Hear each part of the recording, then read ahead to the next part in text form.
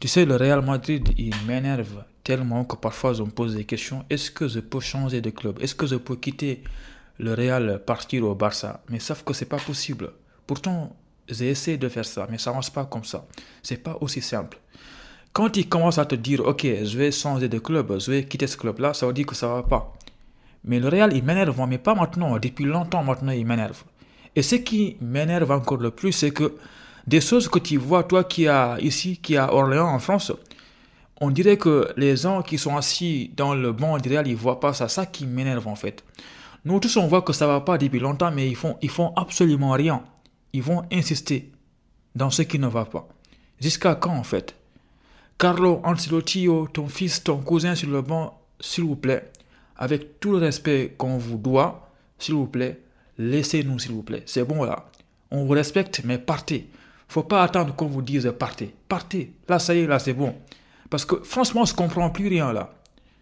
Mais quand tu regardes le match du Barça là, tu trembles. Parce que moi, l'autre fois, j'ai regardé, je me suis infligé en fait de regarder au match Atlético-Barça en espérant que l'Atlético batte le Barça. Mais franchement, mais le Barça, il te laisse aucun espace. Tu peux même pas jouer. Tu peux rien faire en fait. S'ils n'ont pas le ballon, ils te pressent. S'ils ont le ballon, tu peux rien faire. En fait, toi, tu es là, tu patientes. Si tu as la chance d'avoir le ballon, eh bien, tu profites quelques secondes. Après, ils reprennent le ballon.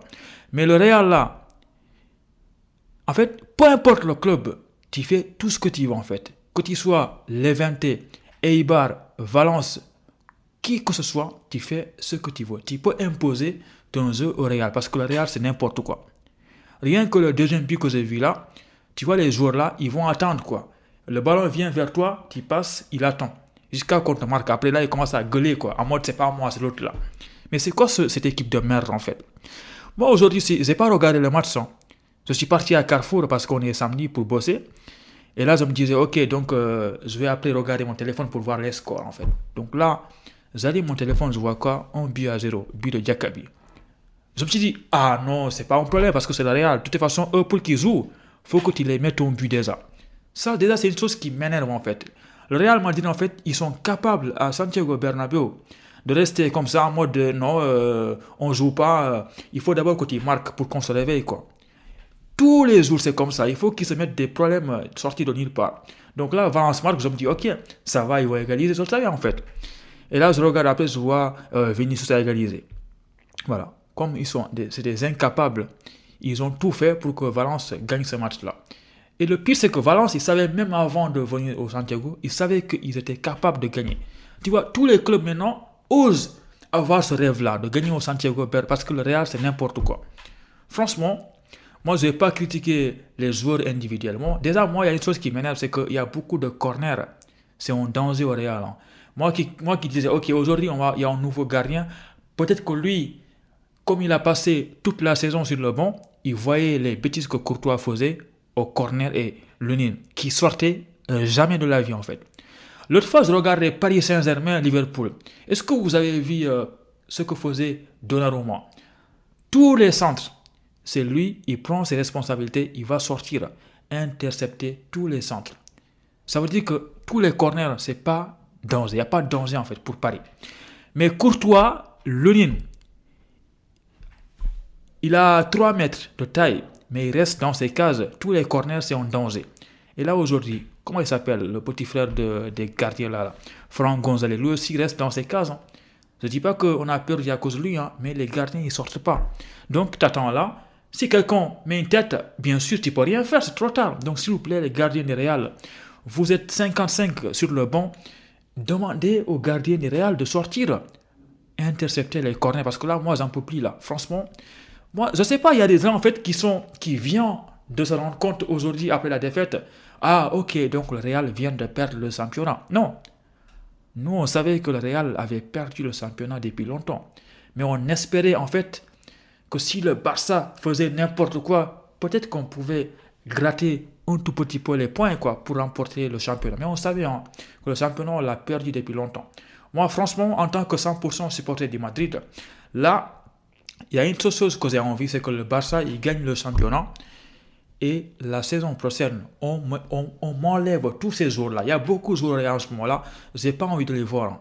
Voilà, par respect, j'ai pas envie de voir les joueurs comme Alaba, Vasquez, Franck Garcia, Mendy, tous les Franck Gonzalez là, je sais pas qui est qui. Modric, ça y est, c'est bon là, j'en ai marre là. Allez-y, tu fais un bon match, mais c'est bon là, nous on a envie de renouveler. On a envie d'avoir des milieux tels que comme les Pedri, les De Jong là.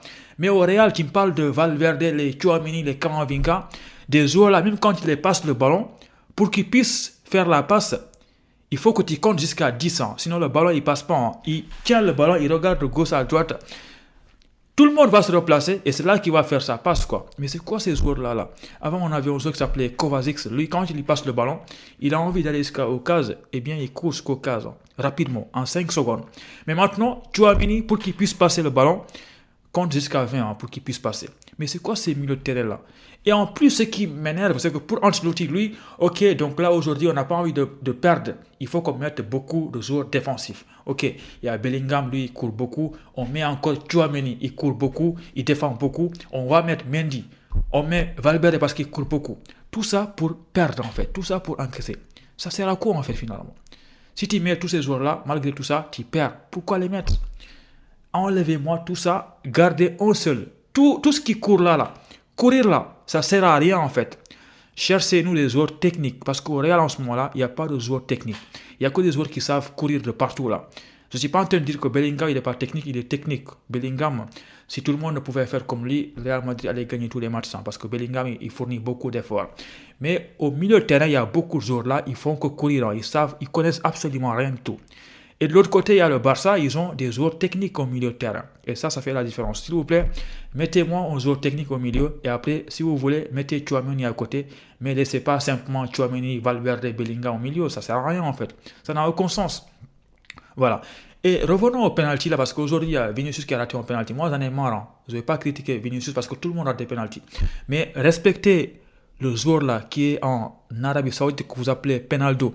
Respectez-le parce que lui, les penalties là, il va peut-être rater, mais il va le tirer correctement. Il va bien tirer les penalties. Il va te mettre 35 penalties par saison.